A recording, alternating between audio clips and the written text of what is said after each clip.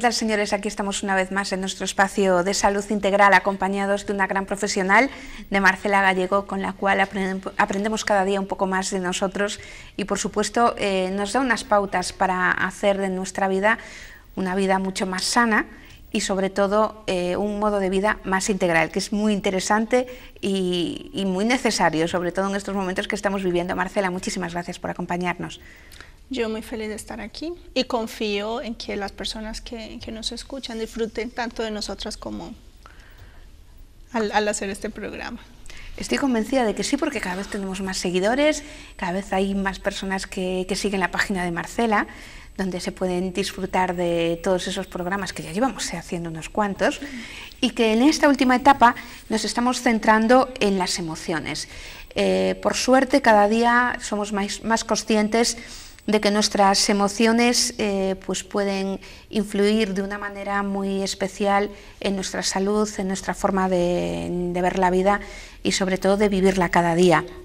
Lo que pretendemos es que nuestros televidentes puedan ir poco a poco profundizando en su propio mundo emocional y que puedan, a través de las pequeñas claves que les ofrecemos en cada programa, lograr un mayor estado de armonía y de paz interior. Pero creo que lo mejor ahora mismo es volver a retomar el tema y, por supuesto, pedirle a Marcela que nos recuerde cuál es esa importancia que tienen las emociones en nuestra vida. Muy bien, pues habíamos propuesto identificar cuáles son como unos pasos o esos pasos importantes que debemos ir dando para profundizar cada vez más en nuestro mundo emocional. Entonces decíamos que el primero era reconocer el valor o la importancia que tienen nuestras emociones a nivel fisiológico, es decir, a nivel del funcionamiento de nuestro cuerpo. Ya habíamos dicho que su importancia más relevante, por decirlo así, o su mayor importancia radicaba en que nuestros órganos están conectados o están relacionados o están vinculados con el sistema nervioso autónomo, que, como su nombre lo dice, funciona por sí solo y es el que nos mantiene vivos. Nosotros no tenemos que pensar en que el corazón funcione, porque el corazón siempre va a estar funcionando. No tenemos que pensar en que el riñón funcione, porque siempre está funcionando. Y eso es gracias al sistema nervioso autónomo. Y ese sistema nervioso autónomo está conectado o de alguna manera está dirigido por el cerebro límbico, que es el cerebro emocional, que es el cerebro donde se tramitan nuestras emociones y donde hay varias estructuras como la amígdala o los bulbos olfatorios, que son los que coordinan nuestro desempeño emocional, por decirlo así. Entonces, a nivel fisiológico, pues la importancia de las emociones es total, porque dependiendo de cómo estén nuestras emociones, ese cerebro límbico va a enviar órdenes a los órganos de que se expandan, de que se contraigan, es decir, de que funcionen de una manera u otra, de que se regeneren o no, de que se estimule el crecimiento o la producción de determinadas sustancias o no, y de ahí pues viene nuestra salud. ¿Cuál sería el segundo paso para hacernos más cercanos a este mundo interior que se expresa a través de todas estas emociones de las que estamos hablando? Pues bueno, el segundo paso tiene que ver con el darle un estatus igualitario a las emociones con relación a los pensamientos. ¿Por qué? Porque siempre hemos valorado mucho más los pensamientos, siempre hemos valorado mucho más el neocórtex, es decir, el cerebro que nos hace ser inteligentes o que nos hace ser una raza superior o que nos hace ser animales superiores.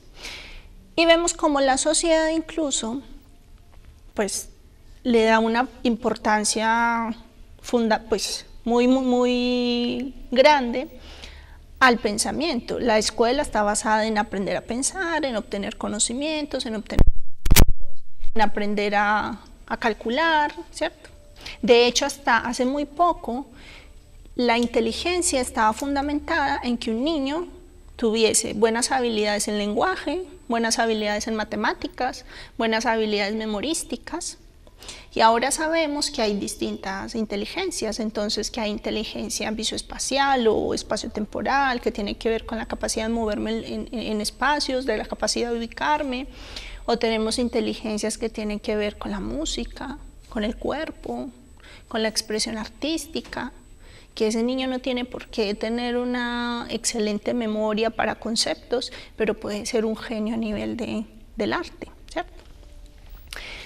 Entonces nosotros debemos aprender, en este caso, que es conceptual, a darle tanta importancia a los pensamientos o al nivel conceptual como a las emociones.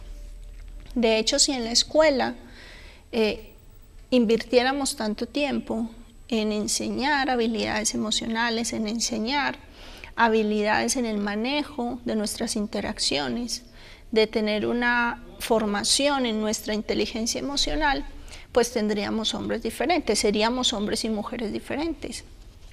Porque pensemos en la educación como un pájaro, y ese pájaro necesita 2 alas para volar, ¿cierto? Generalmente las aves necesitan 2 alas. Entonces, un ala es todo el conocimiento que tiene que ver con conceptos, todo lo que nos enseñan normalmente sobre historia, sobre matemáticas, sobre física, sobre cómo funciona el mundo, sobre teorías, y eso está muy bien y es fundamental, porque a partir de ahí es cómo podemos explorar el mundo, cómo podemos después desarrollar otros conocimientos. Pero ese pájaro con una sola ala no puede volar de manera, digamos, majestuosa. Siempre va a estar ahí como intentando dar saltitos en el mundo. Ese pájaro, para que pueda volar de manera majestuosa, necesita la otra ala.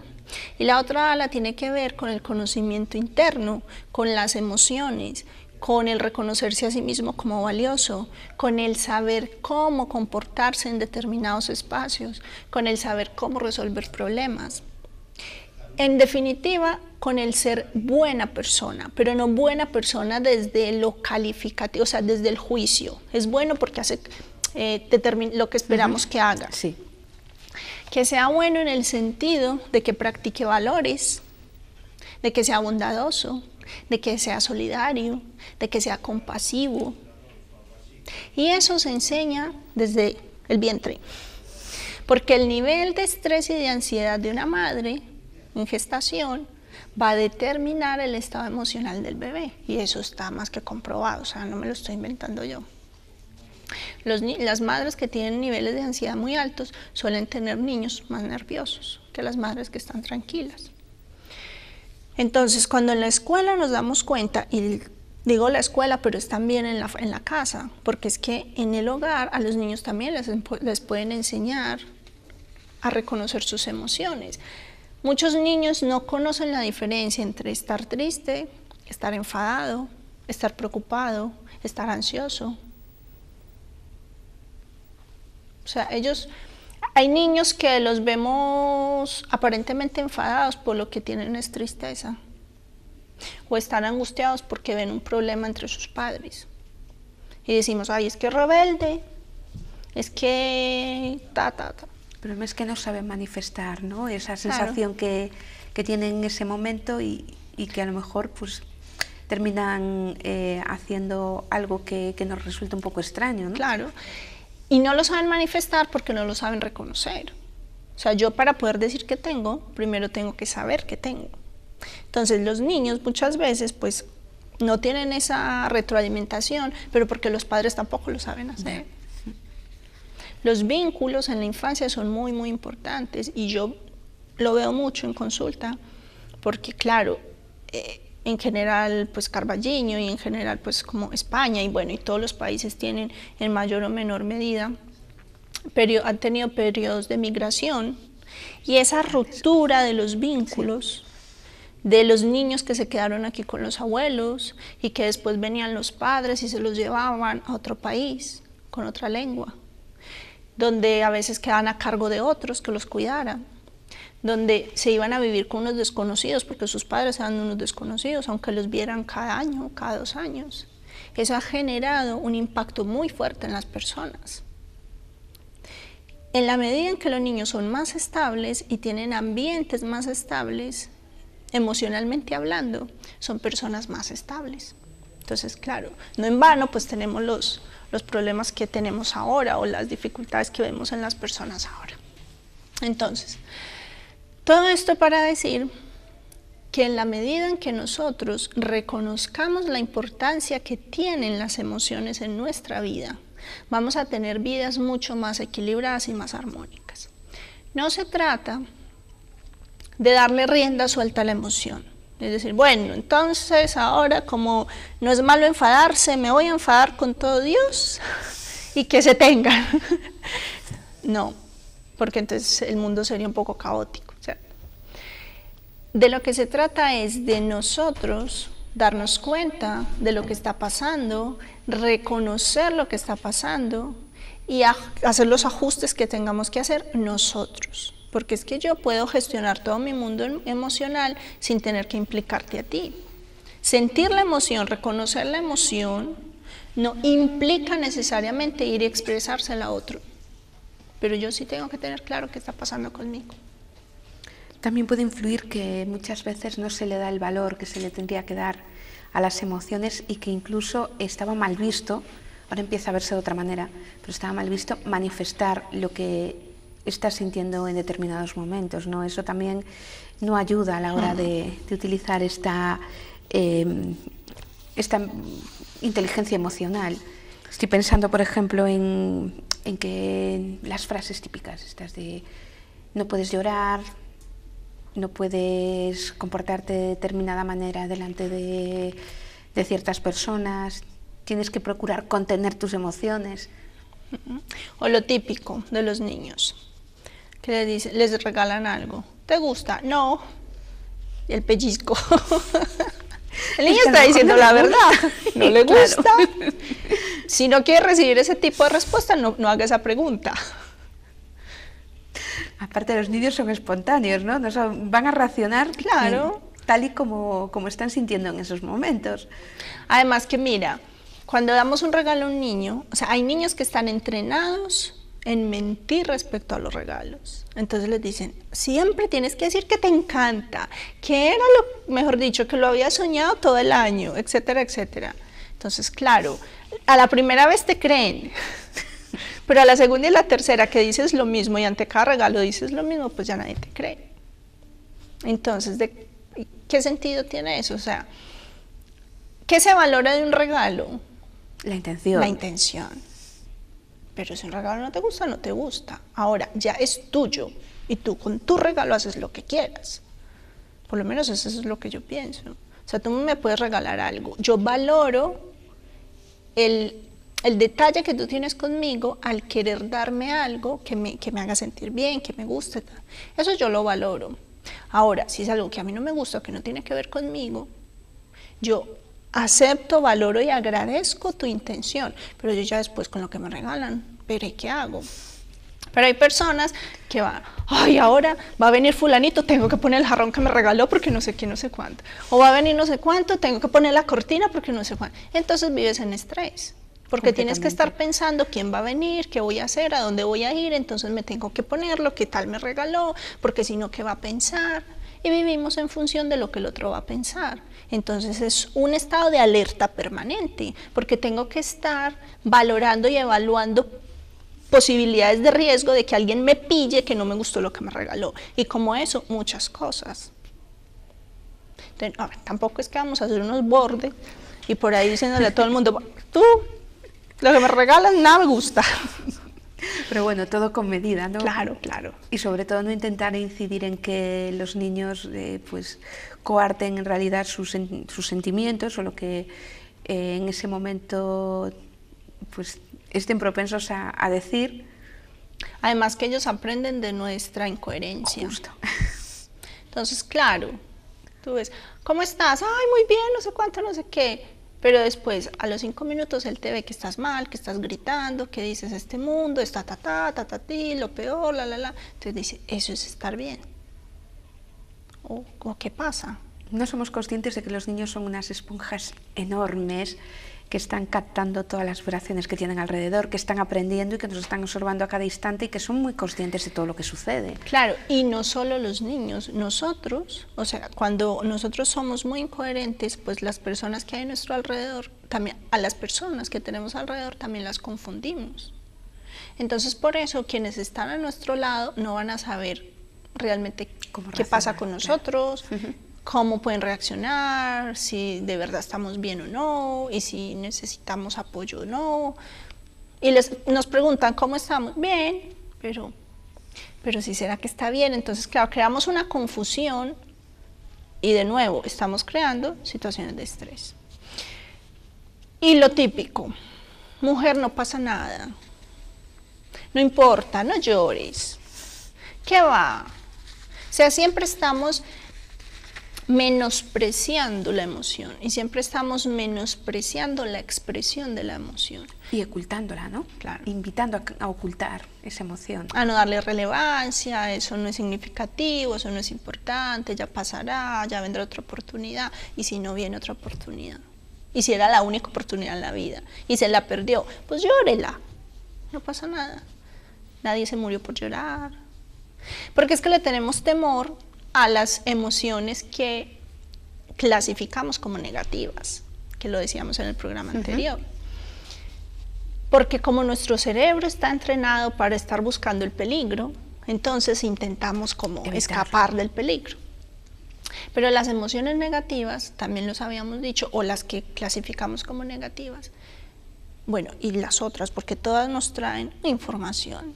Entonces lo que hay que mirar es qué información nos trae.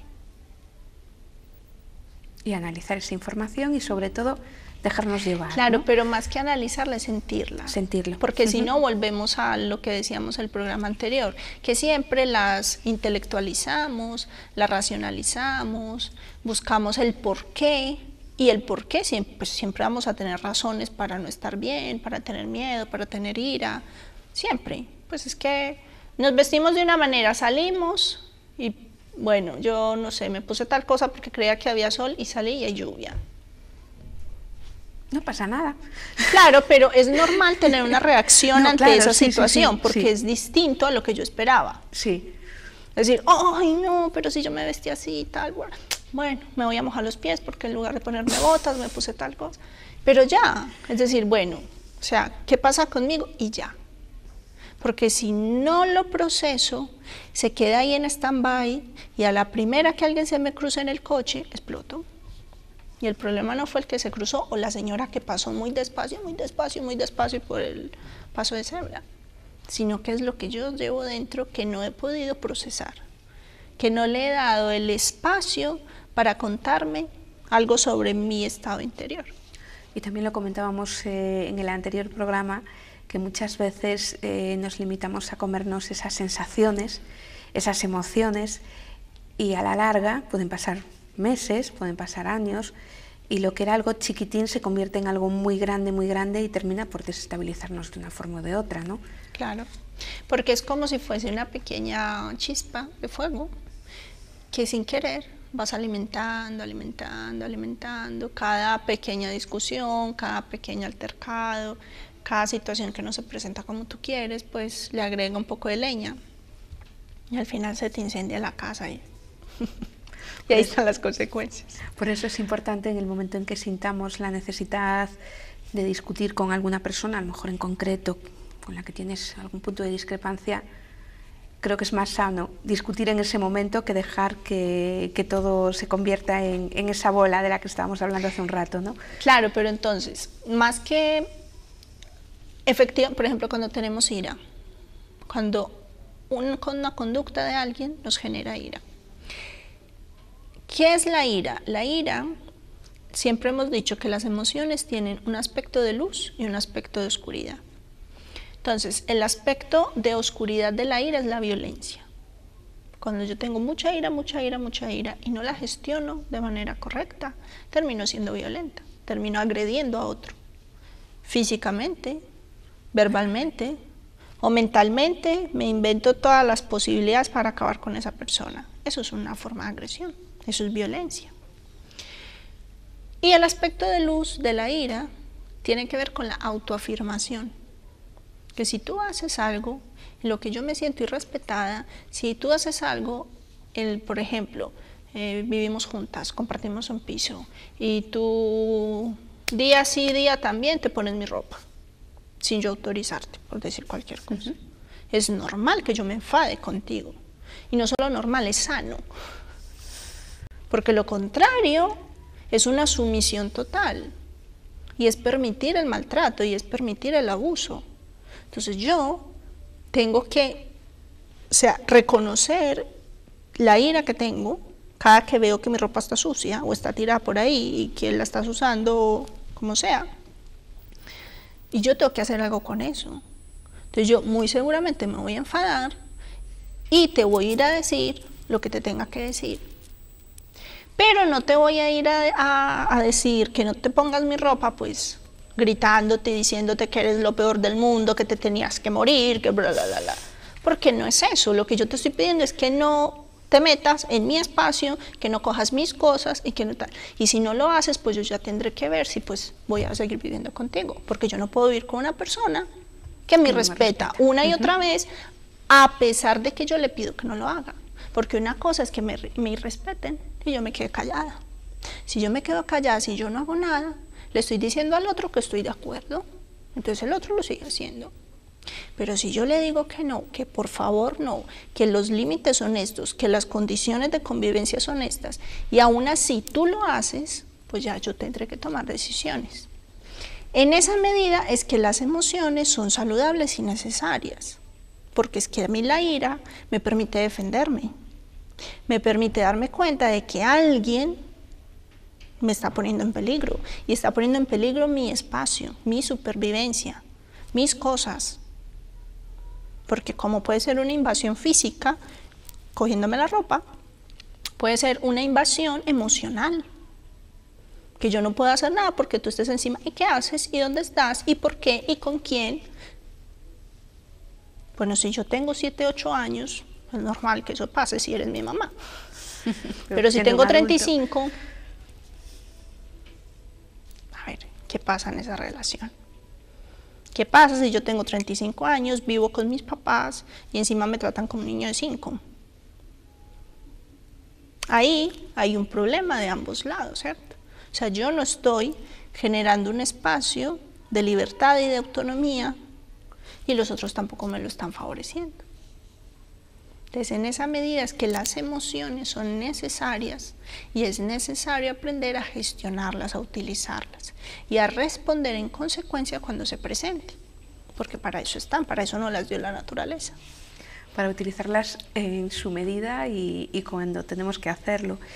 Lo que pasa también muchas veces es que ante determinadas emociones, escuchamos sobre todo de la gente que nos rodea, que si algo nos molesta, que si algo no nos resulta grato, que lo apartemos de nuestra mente. ¿Ese sería un enfoque correcto? Pues mira, hay varias investigaciones acerca de la supresión del pensamiento, suprimir el pensamiento, que es un poco eso, es decir, mujer, no pienses en eso, no hagas caso, déjalo, no ponte a pensar en otra cosa, no sé cuánto. Y estas investigaciones han concluido que entre más tú intentes alejar algo de tu mente, entre más tú intentes distanciar tu atención de un tema particular, con mucha más probabilidad este tema regresa. Porque vas a estar pensando más en él, en que no puedo pensar en esto, no puedo pensar en esto, no puedo pensar en esto, pues estás pensando en esto. ¿Qué es lo que hay que hacer? Podemos aplicar una técnica que nos recomiendan siempre que vamos a aprender a meditar, y es tomar los pensamientos o percibir los pensamientos como nubes. ¿Y qué pasa con las nubes? Las nubes vienen y se van, ¿cierto? Si tenemos la mirada fija en un punto, la nube viene y pasa. Pero si yo me voy con la nube, la voy a acompañar en todo el recorrido, entonces voy a tener la nube todo el tiempo enfrente. Pero si yo tengo mi mirada fija, la nube viene y pasa. Cuando nosotros poco a poco vamos logrando hacer lo mismo con los pensamientos, permitir que lleguen y simplemente dejarlos pasar, vamos a lograr tener la mente mucho más en calma que si estamos pensando todo el día, no puedo pensar en esto, no puedo pensar en lo otro. También, ¿qué podemos hacer?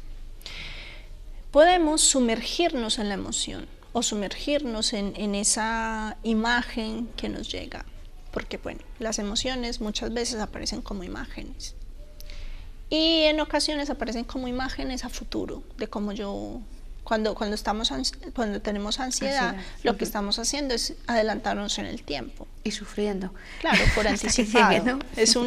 La ansiedad viene por la anticipación. Entonces, ¿qué es lo que me genera ansiedad? Que yo empiezo a imaginarme cómo será.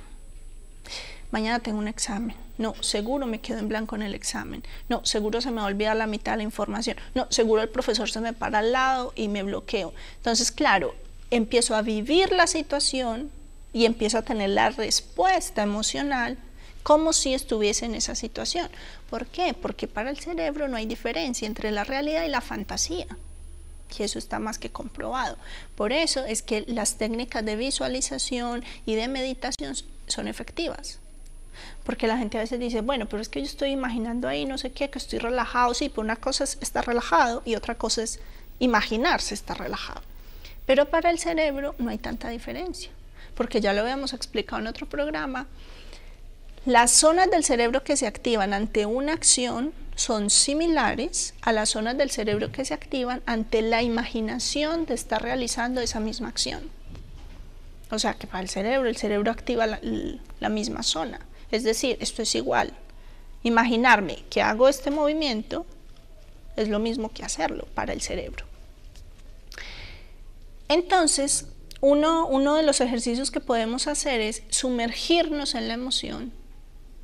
Simplemente sentir la emoción.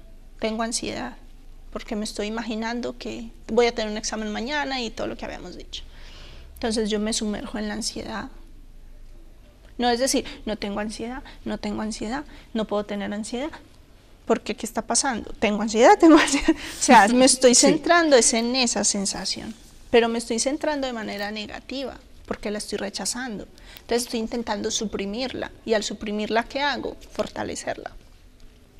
Entonces simplemente respirar profundamente y sentir esa ansiedad. ¿Por qué? Porque cuando yo me sumerjo en la emoción, puedo llegar a la segunda parte, que es reconocer la información que esa emoción me trae.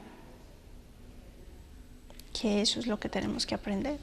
Porque la emoción me trae información. Entonces, si por ejemplo,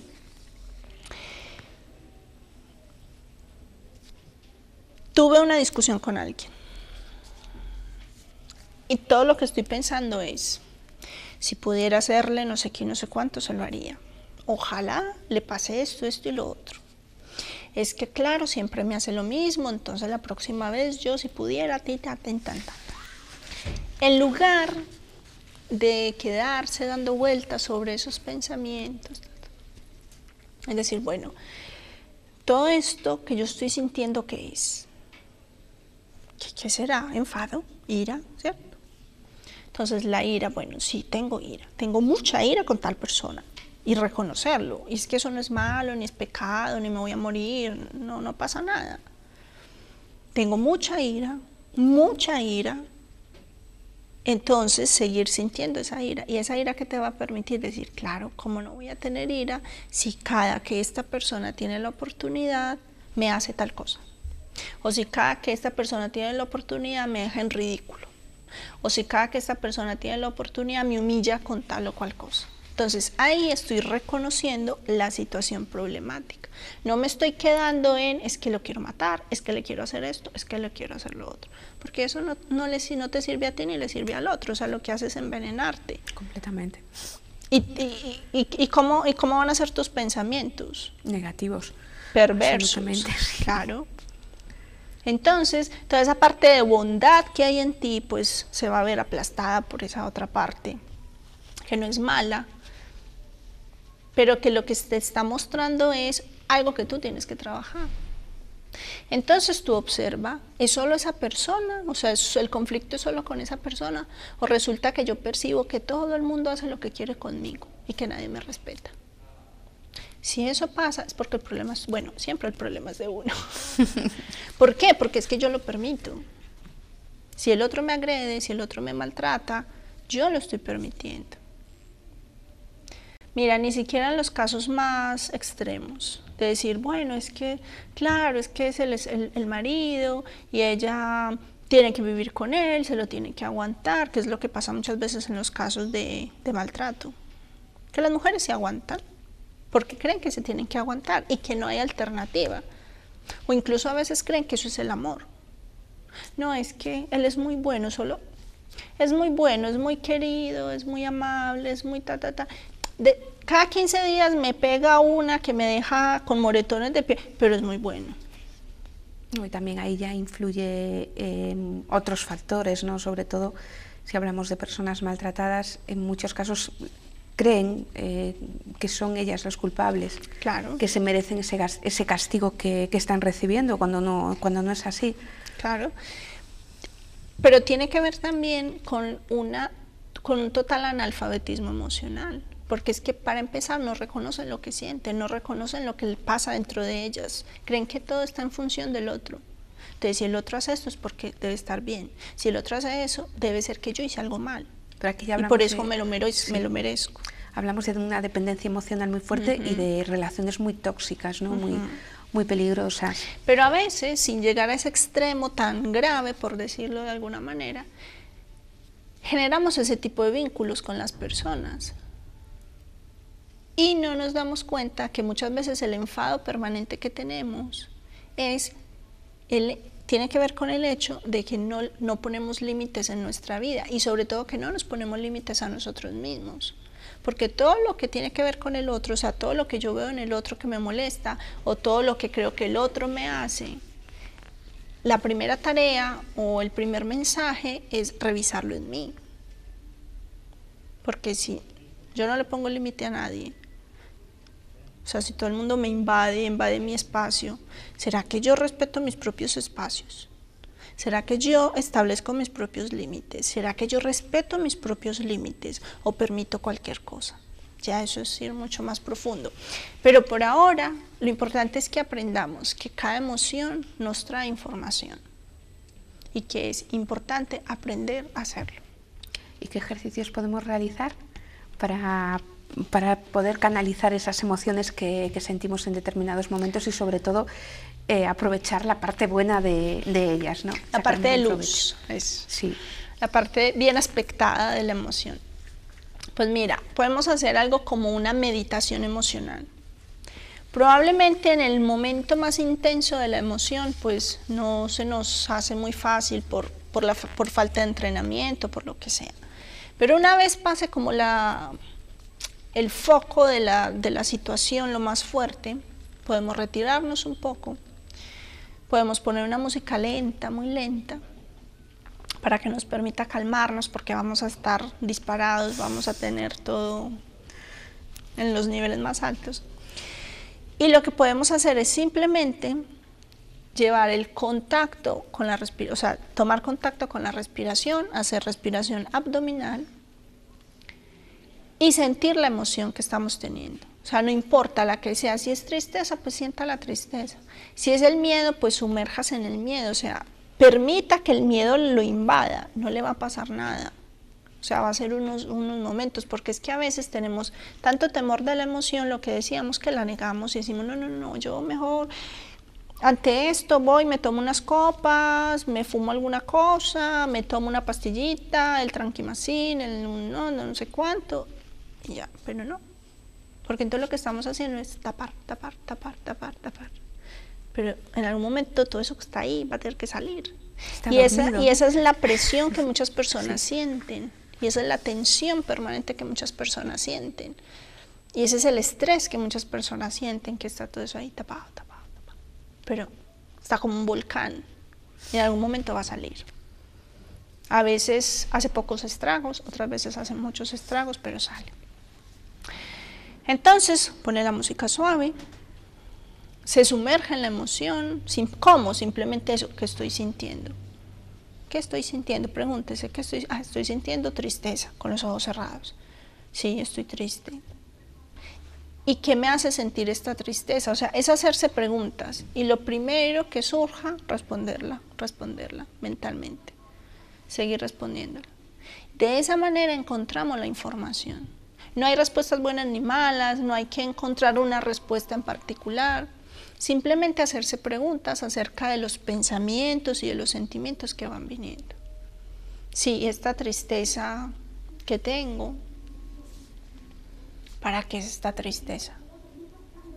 ¿O de dónde viene esta tristeza? Y de pronto por allá me doy cuenta que no es la primera vez que siento esta misma tristeza, que llevo años sintiéndola. O de pronto me doy cuenta que la primera vez que sentí esta misma tristeza fue hace años, cuando pasó tal y cual cosa.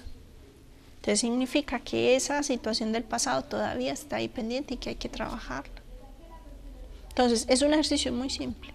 Usted pone músicas lenta, muy lenta, y le hace preguntas a su emoción. ¿Qué estoy sintiendo? Tristeza. ¿Y cómo es esta tristeza que siento? ¿Para qué es esta tristeza? ¿De dónde viene esta tristeza? ¿De qué me sirve esta tristeza? Y cualquier pensamiento que aparezca, hágase preguntas ante ese pensamiento. Es como ir siguiendo el pensamiento, es ir profundizando. Porque claro, lo que sentimos a nivel emocional pues no nos va a aparecer como imagen o como palabra, porque es la manera como nosotros comprendemos e integramos. Ahora, en el cuerpo también se ponen las emociones, entonces si tengo un vacío en el pecho por la tristeza, entonces pues yo puedo llevar mis manos al pecho y simplemente respirar y sentir ese vacío, y ya. Poner toda la atención en esa sensación y sentirla. Y en ese momento y de esa manera la emoción empieza a generarte información. No hay que hacer cosas muy complicadas. Parece sencillo, pero bueno, hay que aprender un poquito a hacerlo, ¿no? Tenemos una larga tarea cada día para aprender a gestionar esas emociones que nos abordan. Volviendo a lo que hemos aprendido sobre las emociones, hay algunas creencias que todos compartimos y que a veces no son del todo correctas. Así es. Por ejemplo, uno de los mitos que con más frecuencia al que con más frecuencia recurrimos es al creer que todos sentimos lo mismo ante las mismas situaciones, ¿cierto? Es decir, que ante una situación, todos, por ejemplo, ante que alguien nos defraude con respecto a un negocio, por decir algo, todos deberíamos sentirnos indignados. Y no, una persona se puede indignar, otra persona se puede poner triste, otra persona le puede dar mucha ira, otra persona puede sentir miedo y decir, uy, yo no vuelvo a hacer nada de esto, no vaya a ser que me hagan lo mismo, entonces se paraliza. Entonces, uno de los primeros aprendizajes que debemos tener es que no podemos dar por hecho que sabemos qué siente el otro, por el simple hecho de conocer la situación. Porque ante cada situación todas las personas respondemos de manera distinta. Entonces, aunque para mí sea obvio que a quien si a un niño se le cae un juguete que le gusta mucho y se le rompe, yo no puedo dar por hecho que todos los niños van a reaccionar igual. Igual no puedo dar por hecho que todas las personas van a reaccionar igual. Lo primero que tengo que hacer es preguntarle al otro cómo está, qué está sintiendo, qué le pasa. Y no decir, no, es que típico, debe estar enfadado por esto. No, eso pasa mucho en las parejas. No, ese siempre está enfadado. Pero no conocemos el motivo, ¿no? O creemos que siempre es lo mismo. Puede que, sí. Claro, que como los niños, o sea, si de niño no lo aprendimos, después de adultos, ¿cómo vamos a hacer? Entonces, a veces, pues los vemos aparentemente enfadados, pero pueden estar tristes, o las vemos, pero pueden estar tristes, o preocupados, o con incertidumbre. ¿Y qué pensamos? Bueno, otra vez con enfado, ¿y ahora qué será? Y no, primero hay que preguntar. ¿Qué te pasa? ¿Cómo estás? ¿Qué puedo hacer por ti? ¿Cómo te puedo ayudar? Si el otro dice que no, que nada, que no necesita ayuda, pues démosle un poquito de espacio, de pronto efectivamente lo puede resolver solo. Ya si vemos que no, pues por lo menos que sienta que estamos ahí. Porque tampoco podemos ser invasivos. No, ven, yo sé cómo se te quita ese problema, yo sé cómo se te quita esa tristeza, yo sé cómo... No, podemos brindar apoyo, pero no invadir al otro, no invadir el espacio del otro. Entonces el primero es eso, es el creer que todos sentimos lo mismo ante las mismas situaciones. Del segundo lo hemos dicho mucho y es el clasificar las emociones como buenas y malas, como positivas y negativas, y no hay nada bueno ni malo, ni emociones que sean mejores que otras. Todas son bienvenidas, porque todas son necesarias y todas las emociones nos traen una información particular. En esa medida nosotros vamos a dejar de luchar con ellas. Y sobre todo, hay una clave que es básica en los conflictos y que puede evitarnos muchas emociones negativas. Y es la siguiente: cuando nosotros dejamos o soltamos la necesidad de ganar o de hacer que el otro pierda, vamos a evitarnos muchos problemas, vamos a evitarnos muchos disgustos, vamos a evitarnos muchos conflictos, porque la mayoría de los conflictos están dados por eso. No, es que hasta que yo no logre tal cosa, hasta que el otro no pierda esto, yo no estoy tranquilo. O hasta que yo no gane tal, no estoy tranquilo. Si cada vez soltáramos más esa necesidad de control, esa necesidad de ganar, esa necesidad de tener la razón, esa necesidad de llevarme yo el punto, tendríamos menos conflictos, tendríamos menos problemas y estaríamos mucho más tranquilos. Porque y más cómodos y más felices. Claro, es que nos complicamos tanto la vida sabiendo que de esta no salimos vivos, porque no vamos a salir vivos de la vida. Sí. Sabemos exactamente cómo va a ser el fin, ¿no? del camino, no cómo, pero sí que en algún momento puede ser, y la verdad es que muchas veces complicamos las cosas más sencillas, ¿no? Y no disfrutamos de este regalo que es la propia vida. Claro, y el tercer mito, por decirlo así, tiene que ver con eso, con la necesidad de control, que tenemos que controlar las emociones, las tenemos que tener bajo nuestro dominio. Pero ahí ya sería algo más cultural, ¿no? Algo que en determinadas culturas pues está bien visto, que llores, que demuestres tus sentimientos, y en otras, por ejemplo, no está permitido llorar en público, se considera casi como algo extremadamente personal que no puede ser visto incluso por personas cercanas a ti, algo muy privado. Vale, pero pensemos en nuestro pequeño entorno, en el contexto en el que nos movemos nosotros, cómo podemos expresar esas emociones. Porque lo que te decía, el gestionarlas, el identificarlas, no implica necesariamente expresarlas ante los otros, porque hay muchas maneras de expresar las emociones, y de hecho el próximo programa vamos a ver un poco eso, o sea, cómo expresarlas de manera correcta, o más que correcta, de sana, manera que nos permita a nosotros crecer, aprender, y que no sea destructivo. Porque ese es el problema, cuando las emociones están mal aspectadas, cuando están como en su fase de oscuridad, pues nos destruyen a nosotros y destruyen a los otros. De ahí la violencia, o de ahí la paranoia, o el pánico que nos genera el miedo mal aspectado. O sea, una persona con miedo es prudente, y ese es el aspecto de luz del miedo. O sea, si no sintiésemos miedo, seríamos temerarios y andaríamos por ahí por el mundo enfrentándonos a todos los riesgos sin más. Pero no, el miedo nos hace prudentes, nos hace evaluar y valorar qué tan riesgoso es para mí, qué tanto riesgo tengo, qué tanto peligro corro. Pero cuando el miedo está mal aspectado, cuando el miedo te invade, te paraliza, te da un pánico. Ataque de pánico. ¿Qué es un ataque de pánico? Miedo. Tienes miedo generalizado a toda la vida, al mundo. Entonces, vamos a ver un poco eso, cómo expresarlas. Porque el control somos nosotros quienes... o sea, no podemos permitir ni que las emociones nos controlen y nos invadan y hagan lo que quieran con nosotros, porque lo que te decía ahora, el mundo sería un caos total. Pero tampoco debemos buscar el control total de la emoción, y yo no derramo una lágrima, no sé, las lágrimas humectan los ojos, los ponen brillantes. Además, las lágrimas no solo son debilidad, porque muchas veces es eso.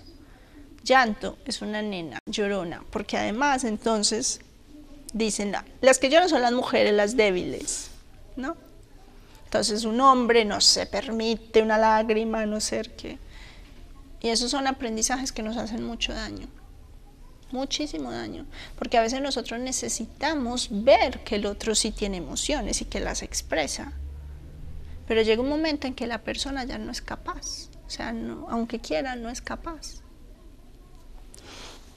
Otro mito tiene que ver con la perfección, con que nosotros tenemos que ser seres emocionalmente perfectos, en el sentido de que tenemos que llevar a un nivel tal ese control, que esas emociones funcionen solo en mi beneficio, cuando yo quiera, cuando yo diga, pero desde una perspectiva racional, porque efectivamente la idea es que las emociones funcionen para mí, que yo pueda gobernarlas, pueda gestionarlas y pueda relacionarme y vincularme con ellas de manera sana, pero no como lo decíamos desde el control, sino desde la integración en la vida, porque dijimos que son las dos alas de la paloma o del pájaro, de la vida.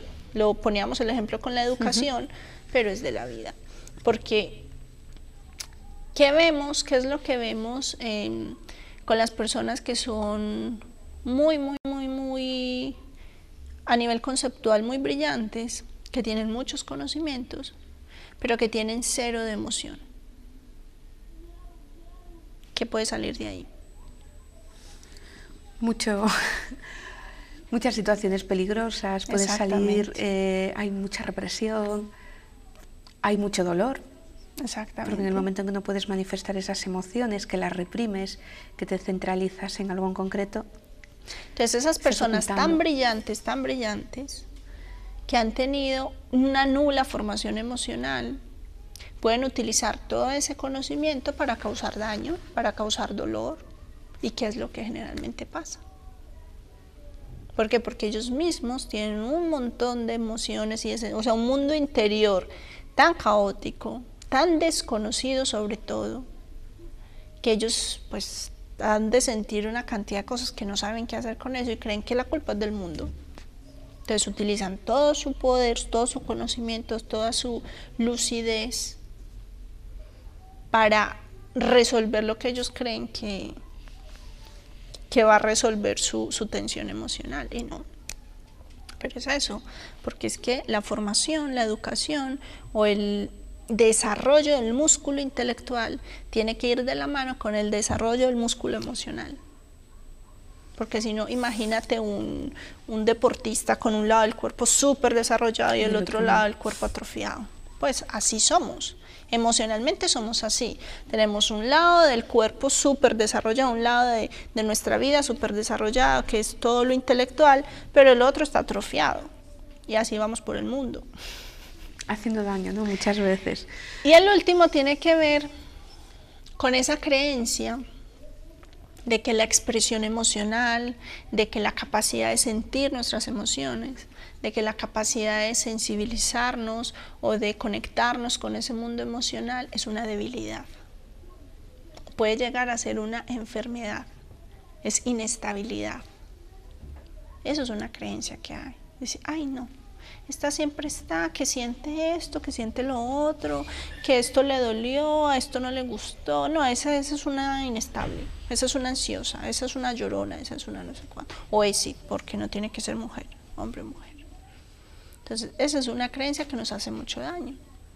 O sea, la capacidad de vincularse o de conectarse con su mundo emocional no es una debilidad, todo lo contrario, es una gran fortaleza. Y debemos aprender a utilizarla.